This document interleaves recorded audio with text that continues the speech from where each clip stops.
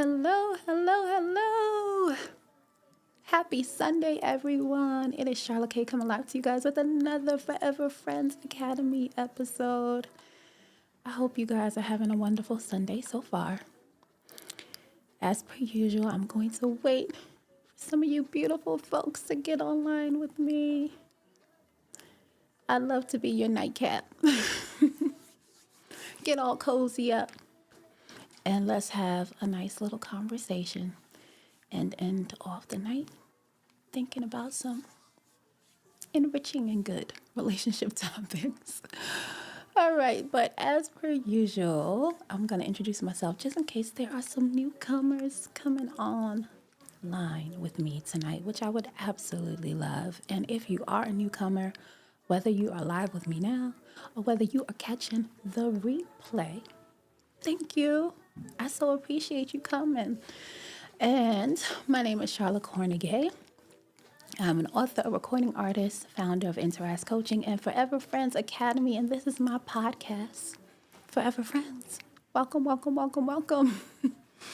Aaron, oh my goodness. The Matrix, I love you. Good to see you. It's been so long. Total Access. Thank you, Bobby. Allie Socks. Thank you guys. It's been too long. It's been too long. Yeah. Thank you guys for all coming in. My beautiful sister, Erin. Good to see all of you guys. So for the newcomers, if I'm on stage, I go by Charlotte K. You can find my music anywhere. Spotify, Tidal, etc., Amazon Music, Apple Music. I would love for you to peruse my music catalog. Hopefully you can find some songs for the new year. I'm all about inspiration and love. I love to make songs that motivate people to love to their fullest capacity and be all who they can be. So some of my songs that I'm loving right now, that I'm rocking to get me into, hitting all the goals that I've set so far, just keeping motivated throughout the year is Rocket Going Up, Finish Line, I Know You Wonder, and Watch Me Work. So feel free. There are many other songs as well that you can peruse through. So tonight, we're going to get into it. This is Relationship Sunday Scenario. So usually I come up with a scenario and I tell you guys the scenario, and you guys basically let me know what your thoughts are. And we use the scenario basically to extract some relationship principles from. However, there is a topic that's in the news right now. And I just figured instead of me coming up with my own little hypothetical scenario, we can use this hot topic that's happening right now and kind of extract some relationship principles from it. So I don't know if any of you guys have checked out the Jonathan Majors interview, but I did. And I wanted to kind of present that tonight for us to talk about. So we'll do that. But at the top of the podcast, I always introduce a quote to you guys first. That's what the Q&A, my version of Q&A stands for, is that I introduce a quote, then I introduce a question, and then we answer it while we're going through the podcast. So top of the podcast quote tonight is, love is not blind.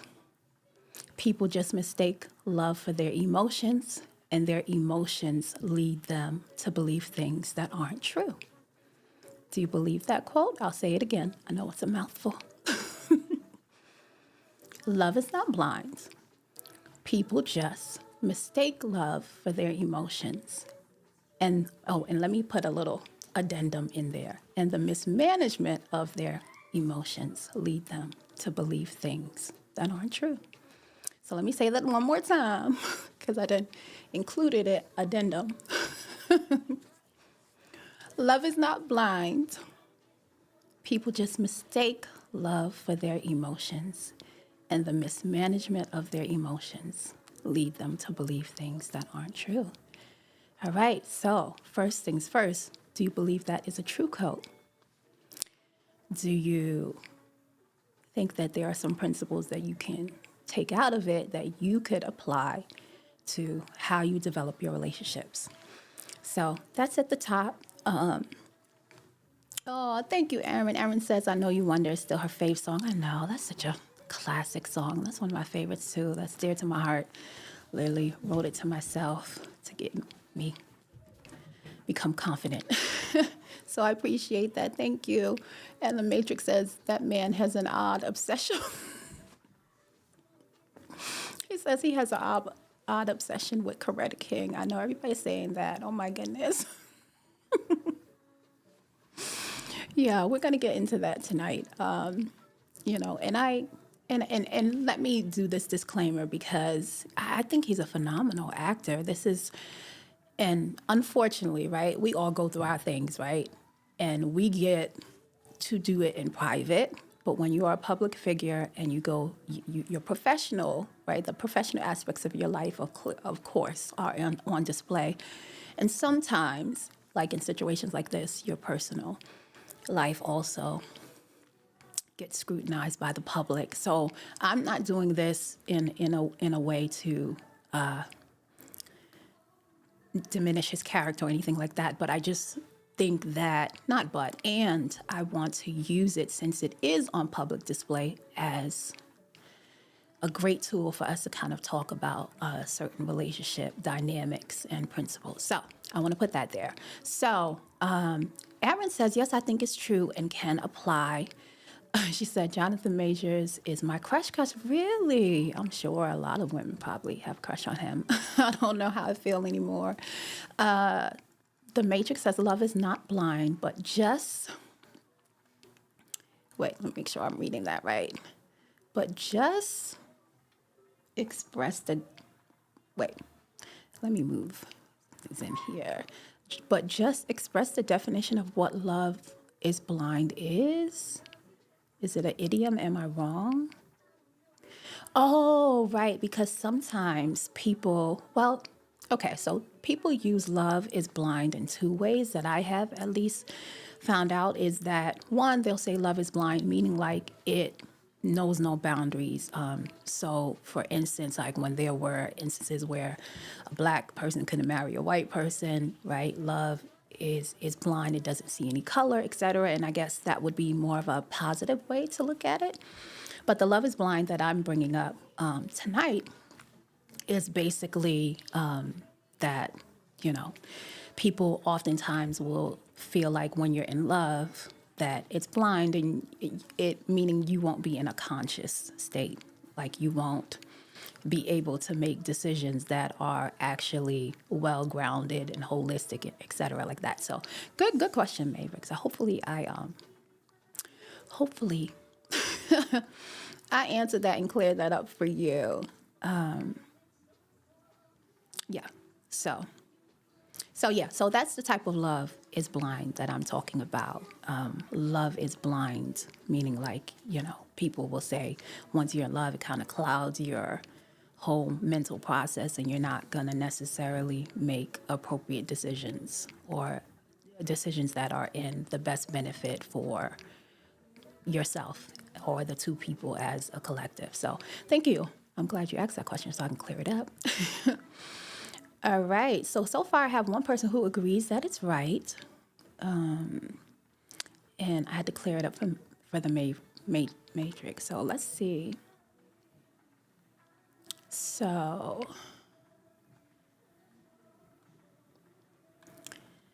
I'm going to wait and see if I get some other replies from you guys.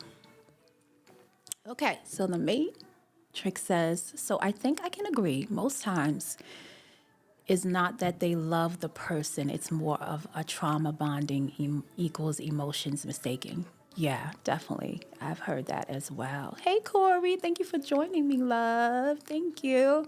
So you know how the structure of the podcast usually goes. I already put out a quote to see if people think it's a truthful principle and if they agree with it. And the quote was that love is not blind. People just mistake their emotions for love, and the mismanagement of their emotions leads them to believe things that aren't true. So that is the quote that I put out. So feel free to answer, whether you think that's true or not. So far, I've had 2 people who said that it's true. I also will put my input. I do believe it's true too. I definitely agree with that quote. And I made up that quote. If most of the quotes that I introduce here are usually coming from me or the book that I wrote, which is also coming from me. There are some quotes that definitely I will bring from others. If I do, I will always state the author's name or whoever came up with that quote just to give them their flowers. But if I don't, it definitely is something that I came up with myself. And I came up with that quote because I had a question on one of my other podcasts where where I presented the question, do you believe that, without truth, there's no love? If there is no truth, there is no love. And I placed a snippet of that podcast with me presenting that question on TikTok, and then it afforded a great lengthy conversation, which is great. Had a lot of engagement with a lot of other people, and a lot of some of the people who were in the comments were saying, well, love is actualized as an emotion, and even one of them said that love is blind. And this statement that you just said right here is kind of indicating that love is not. And so, hence, I came up with that quote because I do think that oftentimes we can mistake, right, our emotions for being love. And I wanted to put the addendum of the mismanagement of our emotions because I didn't want to just put a cap of you feeling your emotions, that it's going to lead you the wrong way, because there's so many people who come up to me, especially when talking about women, because we lead with our emotions a lot, and we'll get the, term put on us that women are emotional, but a woman being emotional is actually a superpower and her strength. It's not a bad thing. It just means that she can identify and assess and process what she's going through.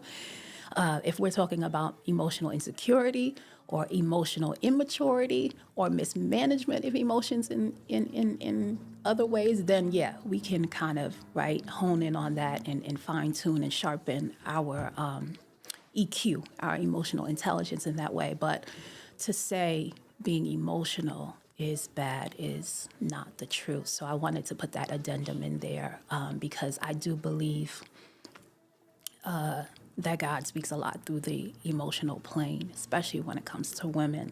So welcome, Chastity. Hey, beautiful. You haven't really missed much. Thank you for popping in. I don't know how long you're going to stay. I just popped out a quote at the top of the podcast, and then we're going to get into tonight's topic that we're going to be talking about. And the quote that I gave to everyone was that love is not blind. Do you believe this quote? Love is not blind. People just mistake their emotions for love, and the mismanagement of their emotions leads them to believe things that aren't true. So that's what we're talking about so far. Haven't missed anything at all. All right, but tonight I usually bring up a scenario, but since Jonathan Majors put out his interview, he has been all over the internet, and I found his interview very interesting. And I just was like, wow, this would be great to bring up at my Forever Friends podcast, and we can kind of use it, to pull some things from it. And I heavily have been talking about having expectations in relationships these last 2 weeks. And, I was telling the participants who were on the podcast, that it's good not to have expectations because, number one reason that it leaves room for God to go beyond your expectations, and that no matter what expectation you set, if you do get the result of that expectation that you set, it is not most definitely because you set that expectation, but it is because you had to transform or develop a certain character and a certain nature that allowed you to be able to apply whatever skills, apply whatever discipline to get to the experience or the place that you felt like you needed to be. And so I want to play a clip from that interview with you guys, for you guys. And I'm going to play the clip, and then I'm going to come back, and then we are going to talk about it. Now, if you're on IG, I'm apologize already because The ratio is different, so I'm sure that it's going to cut off. But you, as far as the visuals, however, you will be able to hear it. And as long as you can hear it, then we can definitely have a discussion, all right? Chastity says, hey, brother. Chastity says, I didn't watch the interview. Thanks for playing the clip. Yeah, I think you would enjoy the interview. But these are the clips that really stood out to me and I thought would be great for a conversation piece for tonight. So I'm going to play that clip and then I'll come back to you guys. It's only like maybe, I think, a minute long. All right, you ready, guys? What's interesting about the jury's verdict, it's so nuanced because they're saying you didn't intend to injure her, but the result of your recklessness injured her. Were you reckless? I was reckless with her heart. Not with her body. Not with her body. But never hit a woman. Never hit a woman. During the trial, an audio recording was presented in court by the prosecution of Jonathan Majors and Grace Jabari during an argument. How dare you come home drunk and disturb the peace of our house? Coretta Scott King. You know who that is? That's Martin Luther King's wife. Michelle Obama. Barack Obama's wife. My temper, my shit, my travel, blah, all that said, right? And I'm not saying I'm a great man. A great man. I am doing great things, not just for me, but for my culture and for the world. That is actually the position I'm in. The woman that supports me, that I support, that needs to be a great woman. There are some who question. All right.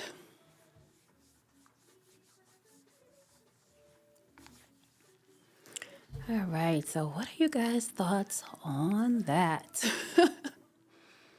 What are your thoughts on that? And I'll probably go back to it a little bit because she, asks him to clarify what he meant by that. And I'll go back to it just so you can hear his answer as to why he said those statements. But I just wanted at first to just kind of hear your thoughts when you first see those two clips. The parts that stood out to me the most was when she asked him, based on what the prosecution said, that he was reckless, and him stating that, he was reckless with her heart, but clearly not her body. He had never put his hands on her. And then, of course, that whole snippet of a conversation that came up, I guess during an argument that they were having. What are your thoughts on that first before I go back to the snippet of him explaining himself? What do you guys, what are your thoughts, on it? Let me just give a moment, see if you guys have any thoughts about what he said.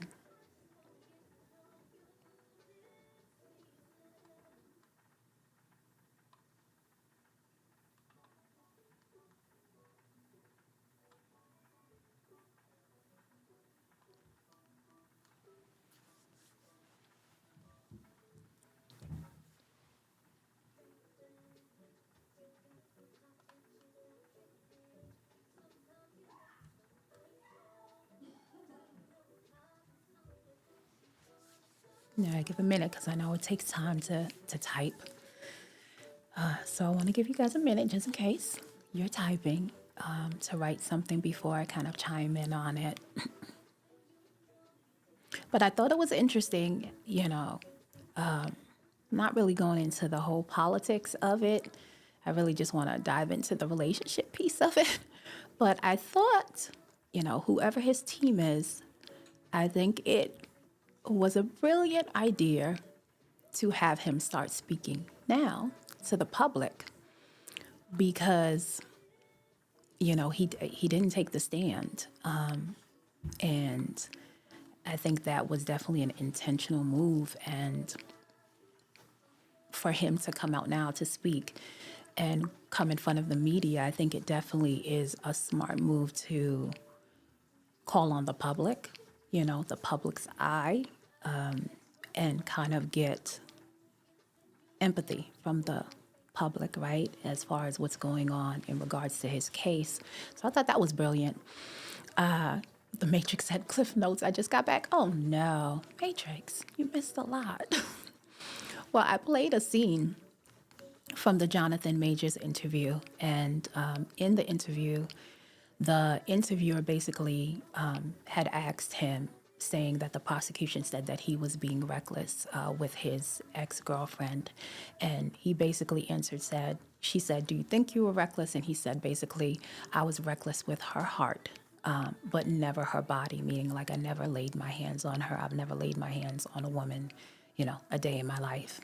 And then I also played a snippet of a conversation that they played during the trial, basically where he talks about Coretta Scott King, Michelle Obama, and basically alluding to wanting at the time, the woman he was with to be of their character and their nature.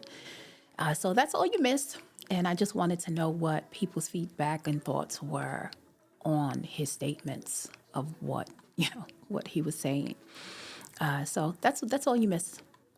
That is all you missed. You haven't missed much. All right. But I'm going to kind of chime in. Of course, if you are typing, feel free. And when it comes in, I'll just read it.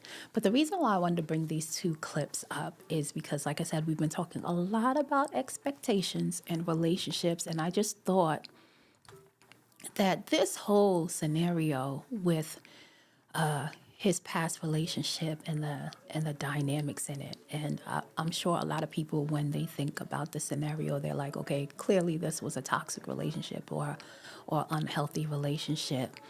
And I think with the clip that I just showed of him, one, I think it was good that he had some accountability of saying that he was reckless with her heart. And I think it's really interesting because kind of doubling back to what I said about oftentimes where people will call women emotional, and that we lead with our emotions a lot. And oftentimes they won't necessarily tie that in with men. And I remember I was having a conversation with a gentleman, and he was saying that he was like, women are emotional and men are not emotional like that. And I said, well, no, that's not true. Like, men are emotional. They just react and respond, and the process is different for them, And so I gave him examples of the man who, is in a large crowd, gets bumped by another man, and then it's like, oh, it could spiral out of nowhere to the point where either, they're hurting each other, or at the worst case scenario, maybe someone loses their life. That is definitely emotional, right? It's different. It's not in the same way as a woman, as well as,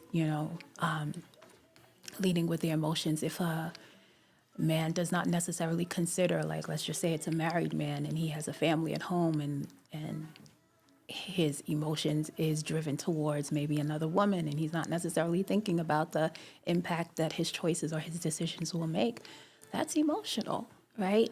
It's just in a different way. And so I wanted to bring that up because when he said I was reckless with her heart but not her body, which of course he's reaffirming that he had not placed a hand on her, which he needs to do.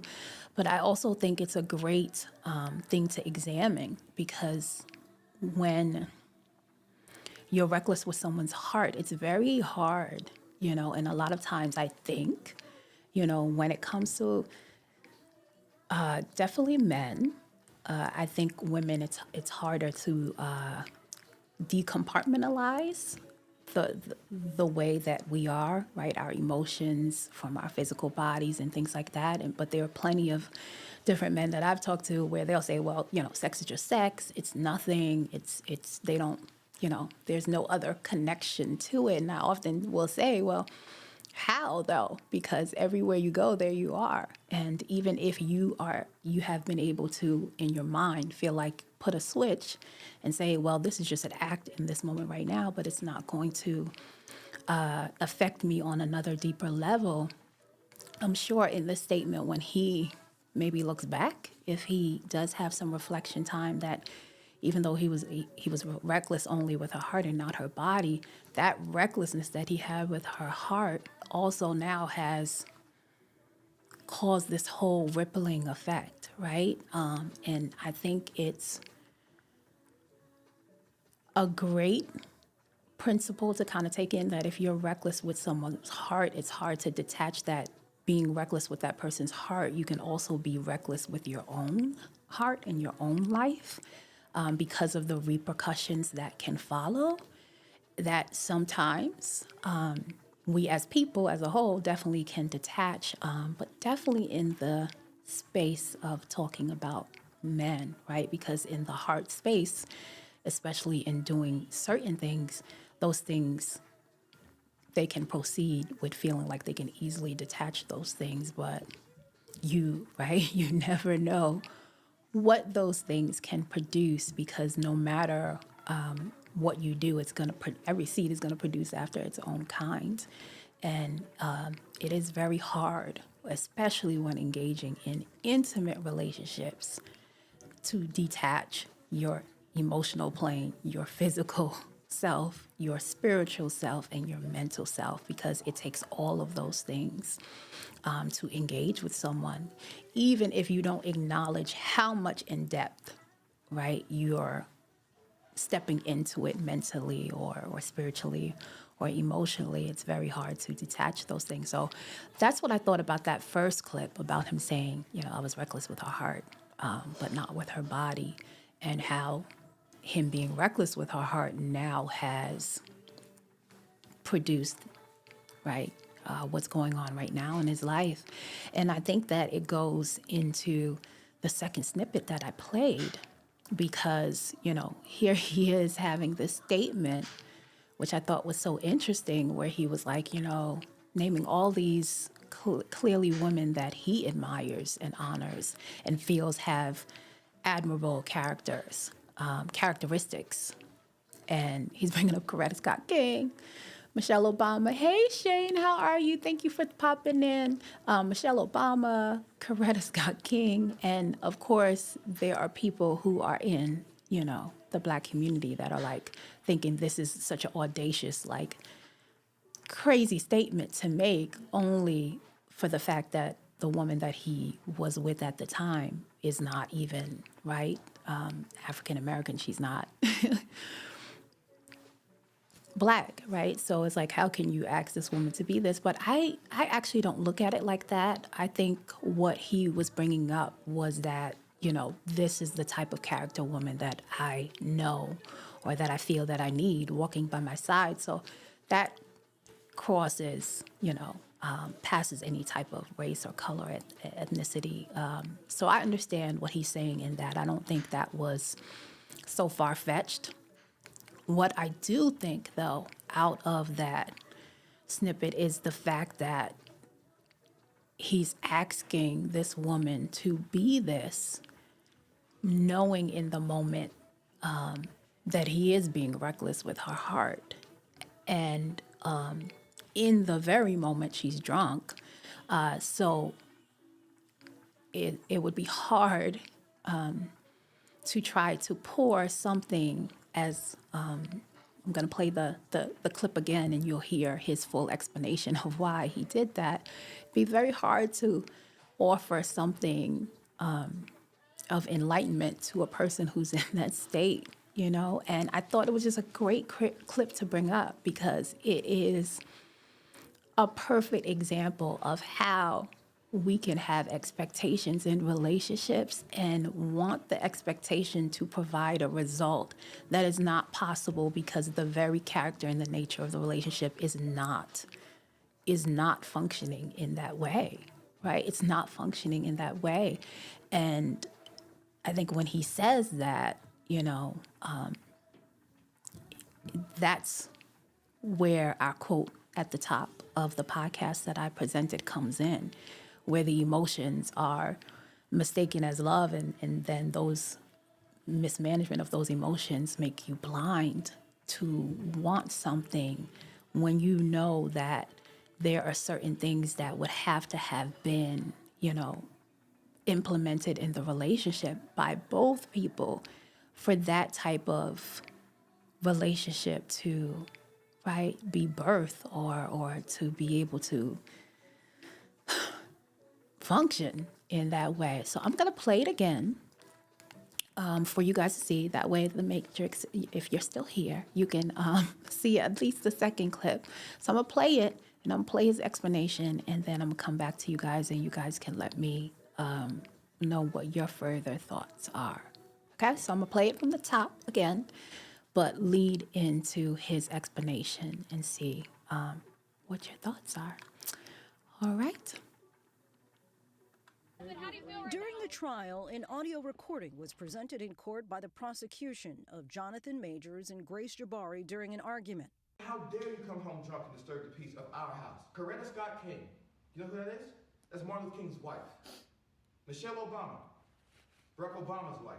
My temper, my shit, my travel, blah, all that said, right? And I'm not saying I'm a great man. A great man. I am doing great things, not just for me, but for my culture and for the world. That is actually the position I'm in. The woman that supports me, that I support, that needs to be a great woman. There are some who question, especially in the black community, as you're probably well aware, that people were saying, well, why was he telling this woman to be like Coretta Scott King and Michelle Obama? Give us like the context of the conversation. It was me trying to give an analogy of what it is I'm aspiring to be. These great men, Martin, President Obama, and trying to give a reference point to that. I was attempting, and I did a terrible job at it, apparently. I was attempting to motivate, to enlighten, to give perspective as into what it is I was hoping to get out of the relationship. I think that's fair. All right. So there goes his explanation. Right? So I think, the intention is, and was, of course, it seems, good intention that it's like, based on who I feel I am, this is the type of person that I know or I feel that I need walking by my side. And you are not displaying that. So I have every right, right? I have every right to state and let that person know that they are not living up to the expectation that I feel that they should, right? So it doesn't seem, that's nothing negative in that. Doesn't seem like it's, what's a word, an unrealistic expectation, right? And Matrix says, I get the explanation. I like how he was holding himself accountable, though. Yeah, I do. And that's what I do appreciate about this interview, is that whoever, because you have to train people, you have to, everything has to be polished before you, especially when it's a case that's still ongoing. You have to make sure that you say the appropriate and the right things. So whoever vetted him, they did an excellent job because he did not scapegoat. He most definitely was accountable for the parts that he played in it. And I love that he was accountable for it. And I understand his explanation too. And that's why I wanted to bring it up, because it's not something that's so, out of our everyday reach of what we might, right, present to our own partners, or as we're developing a relationship, say that we want. And I think it's great to look at it, because even though I'm sure he had all the good intentions in the world to say that to her, the very fact that in the way that he was functioning in the relationship wouldn't have afforded for that, right? That type of relationship dynamic to happen in that relationship. And that's why I think it's great to bring it up, because that's what we do a lot of times in relationships. We have these expectations that do not coincide or align with what we're doing in the relationship, what we're doing in the relationship. And for the things that we say that we want to either experience in a relationship, or the type of, I guess, vision that we have for a relationship, we know that it's the character that's going to produce that, So he's asking her to be these things, knowing that in the process of the relationship, he's being reckless with her heart. And he is admitted that there are certain things that he has to work on. And that's not a problem, right? That's not a problem if those things are put out in the front for both of the people in the relationship to know that, okay, these are the areas that we have to work on and we're working towards it. But it definitely doesn't seem like this situation was like one of those. It seems like there were things that were coming into light that were in the dark, and it caused a lot of emotional recklessness on both of their parts, for them to end up in the way that they wanted. And I know maybe some people are listening to this and say, for him to say, I wanted Coretta Scott King, for those of us, who know some of the history, that there have been evidence and things that were provided that, there was infidelity in that relationship. And maybe he's talking about that, that she still stood by her man and stood by his side. And even with that understanding, it still would be that the person has to have a certain character to be able to produce that type of result.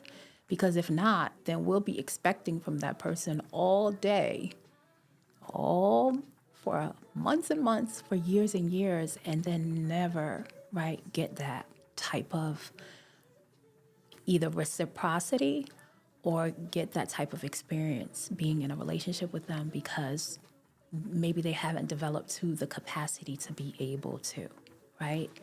And to get to a point, which I think, and if you guys do get a chance to watch the whole interview, I would definitely recommend it, because I think it was a very good interview, and there are a lot of things that he vulnerably brought up. And so coming out of a relationship like that, right, which is definitely toxic and unhealthy, you want to come into a healing space. You want to be able to come into a healing space so that you can, get into a healthy relationship.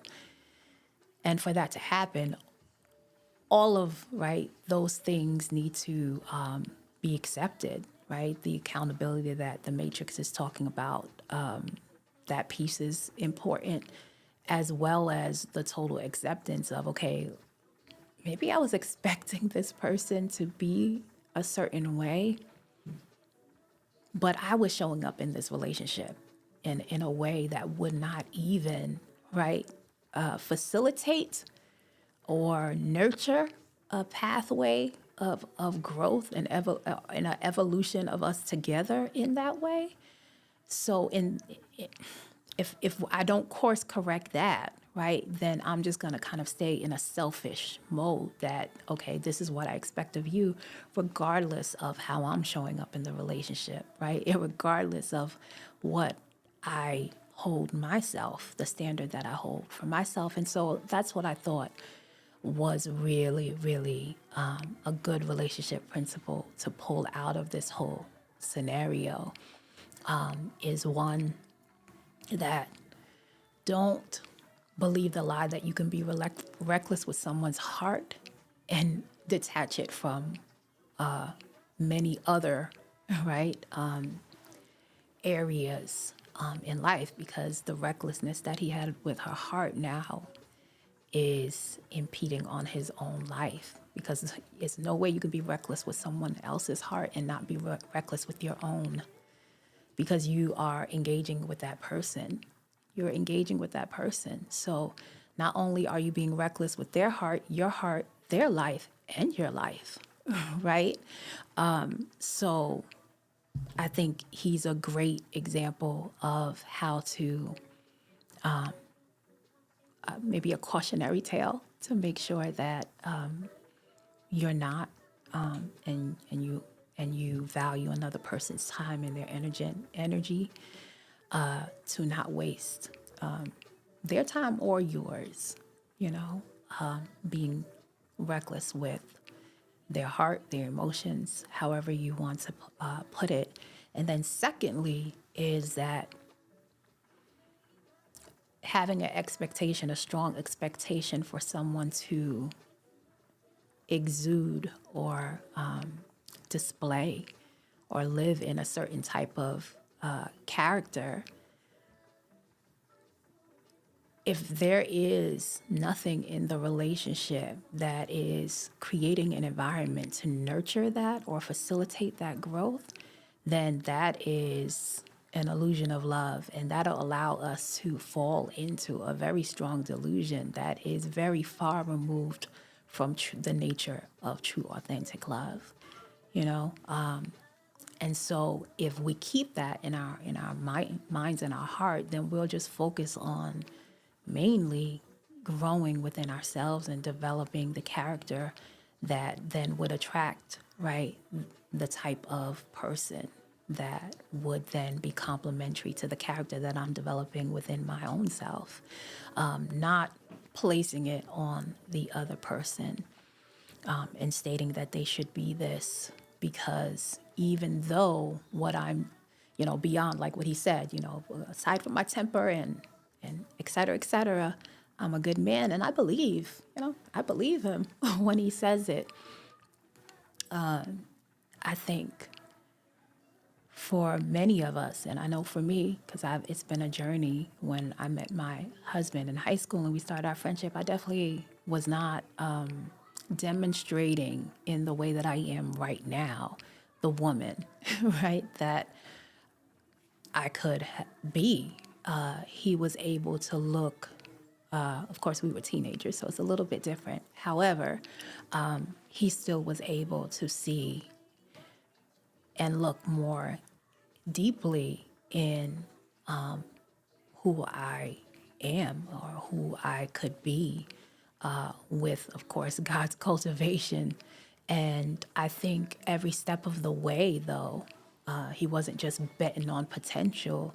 He created moments where he could see if, okay, is she willing, you know, to connect to God? Is she a person who on her own wants to strive to see what her purpose is and delve into all that she has or all God has poured into her. So there were things every step of the way, right, that affords opportunity that you can see whether that person is aligning in a certain way, not only with you, but also with themselves, and I guess taking advantage of those opportunities of growth. You know, if you are seeing that they're able to take advantage of the opportunities of growth and kind of dive into it. So that was one of the ways where he can align what he's seeing beyond what I'm displaying currently in the moment, and seeing that, man, but inside of her is like this spirit, this heart that's after God, this willingness to learn and grow.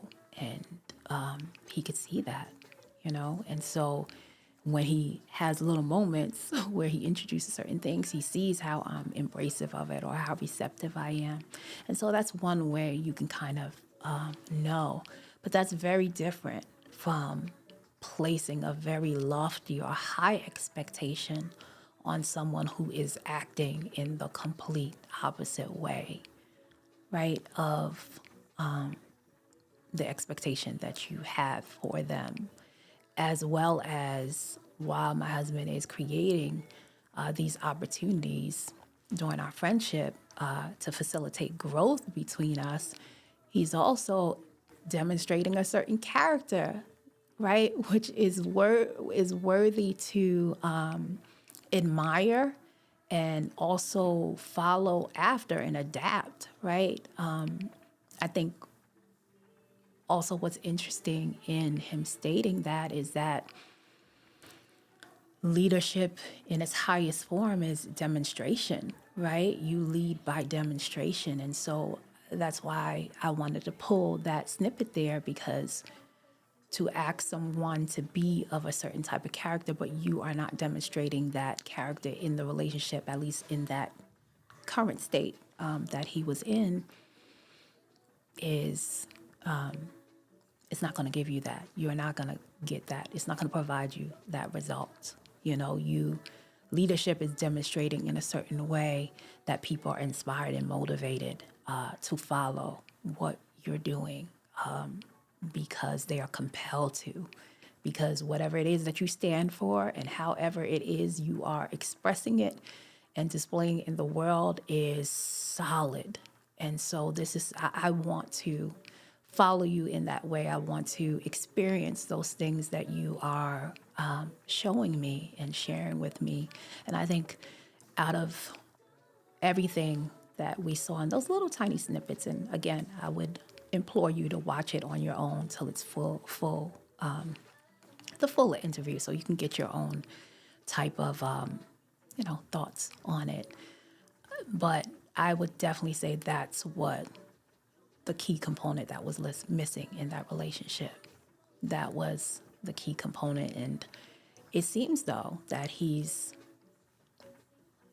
has the accountability now, at least in the way he's expressing it in the interview, but maybe that accountability in totality wasn't there in the relationship while he was going through it. So great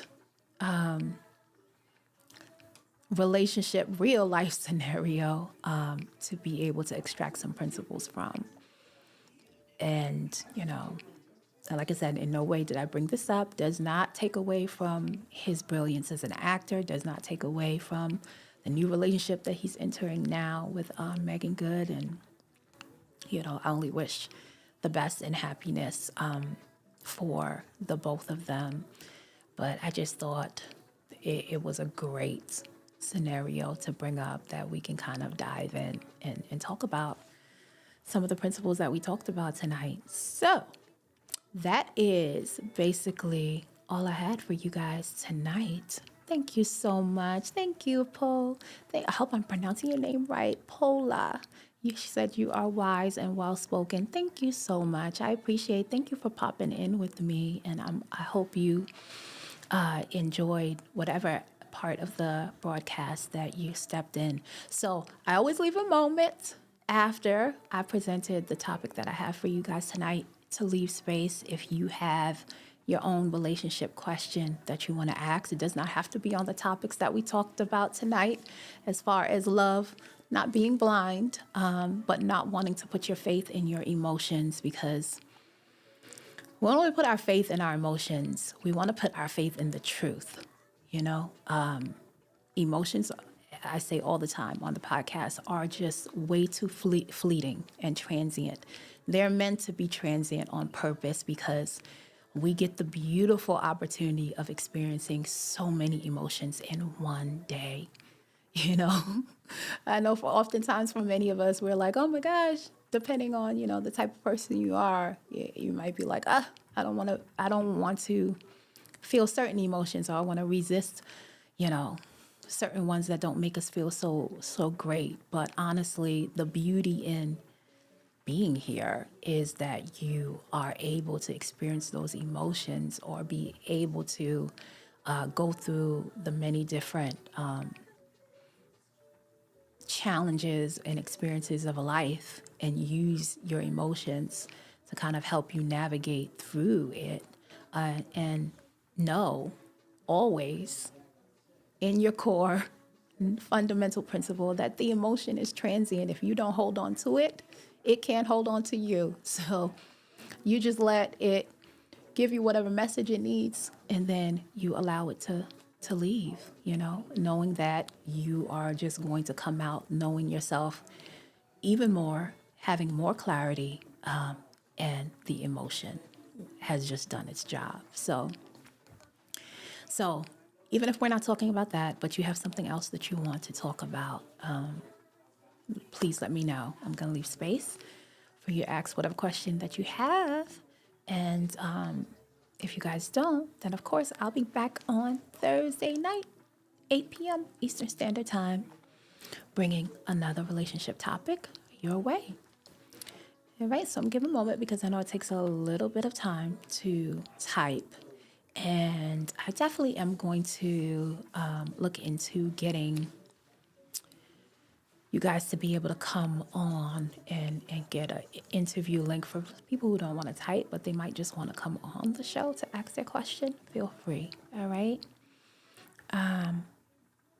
Paula says, let's see, emotions are a luxury that should never rule the mechanic who's installing a brake line on your a Corolla, or the electrician who's replacing a 60 amp circuit breaker. I like that. Let me read that again. Paula says emotions are a luxury that should never rule the mechanic who's installing a brake line on your Corolla, or the electrician who's replacing a 60 amp circuit breaker. I absolutely love that. I absolutely love that. That is so true. That's a great way to put it, and I think that's, going back to the quote I started with at the top of the broadcast, that do you believe, love is not blind, that people just mistake, love for their emotions, and the mismanagement of their emotions lead them to believe things that aren't true.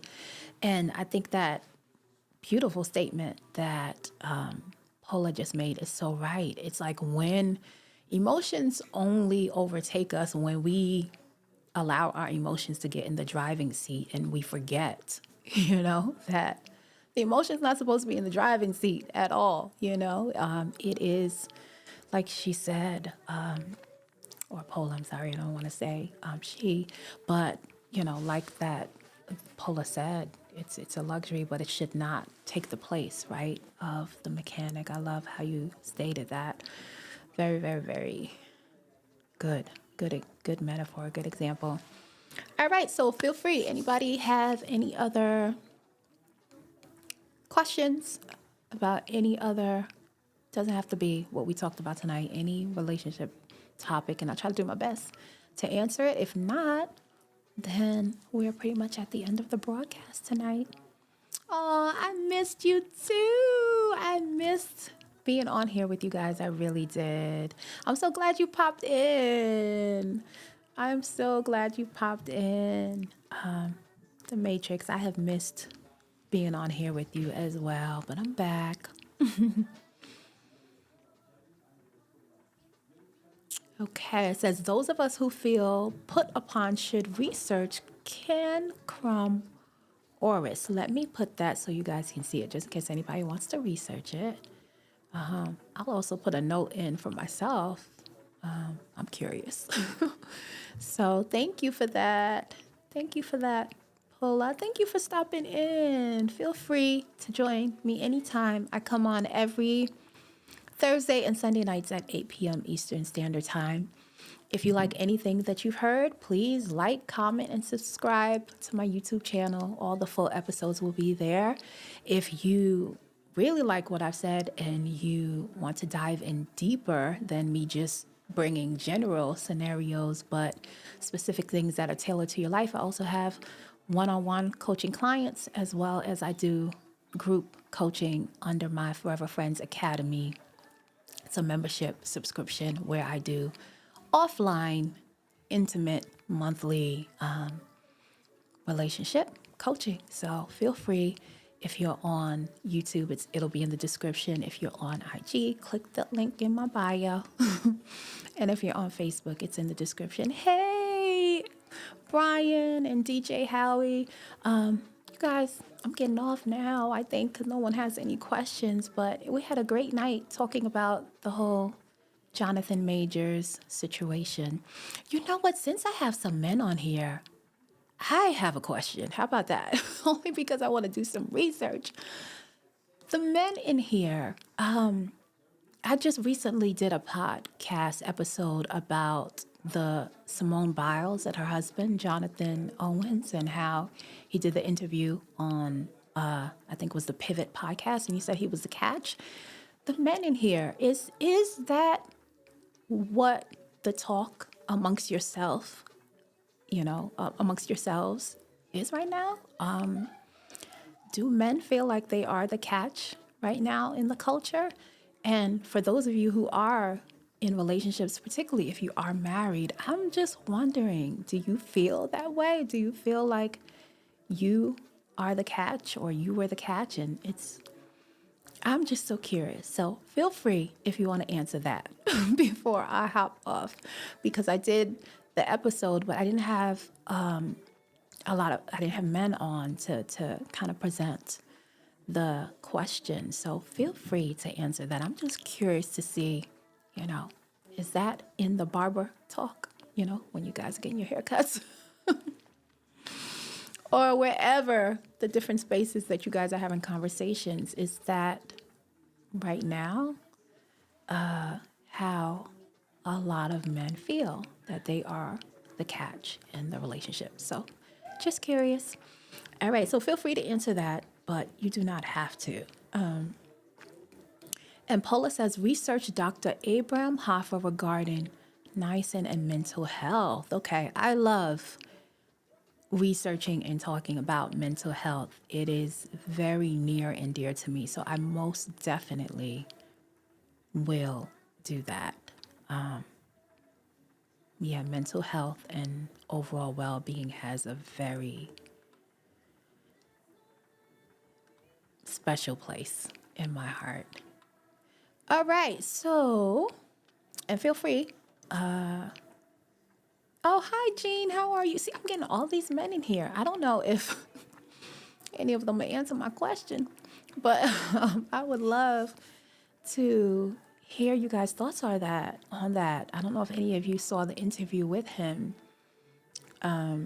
where he was explaining how they got together, and he basically said that he was the catch in the relationship and how he always feels like men are the catch. So I'm so curious. I really want to know if that's what you guys are hearing in your inner circles among other men who you speak with. Is that what they believe now? Of course, when I did the podcast, I don't believe the man or the woman is the catch. I believe the relationship is the win. And what is produced when those two people come together. Because if you were, even as valuable as you are individually and on your A game, however you want to put it, doing all the things that you are supposed to do, when you partner up with someone in life, it creates greater, right? It creates a greater experience, more expansive vision, if it's healthy, right?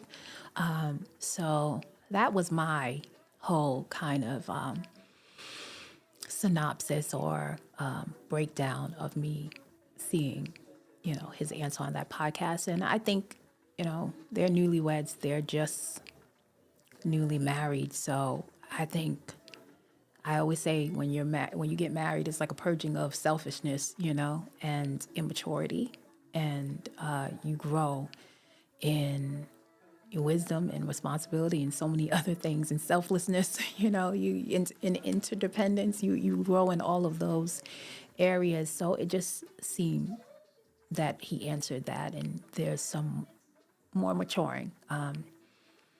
That I'm sure if they continue on in their relationship, it will happen, and he will look back and be like, wow, you know what? I could have maybe answered that and to reflect exactly what I truly felt or feel about you being brought in my life. So I don't see, I don't see any other relationship questions. So I'm going to hop off of here, guys. Paula says, Hoffer made the connection between pellagra, a fatal B3 deficit disease, and schizophrenia. Really? Alcoholism and anorexia nervosa. I will definitely be looking that up. Definitely be looking that up. Thank you. Hey, Diamond. Thank you, love, for popping in. Thank you, guys. Thank you for all of you guys who popped into this conversation. Definitely, if you want to catch the full replay, it'll be on my YouTube channel. While you're there, definitely subscribe. I go live every Thursday and Sunday, trying to bring the topics that you guys want to hear. Feel free to go in the comments. Let me know what topics you guys want to hear, because I want to make sure that I'm meeting the need and talking about things that you're interested in, because I want to bring value. That's my aim here. My number one goal is to help people to love to their fullest capacity and to instill some inspiration and faith back into true love, the nature of true love. So that's why I'm here. All right, but absolutely had a great time talking to you guys. Hopefully you will have a restful Sunday night. And I will be back on Thursday to have another great discussion with you guys. So until next time, always remember to live to love freely. And remember, like, comment, subscribe to my YouTube channel if you want to hear the rest of the full episodes. And until next time, I'll be back. Bye, guys.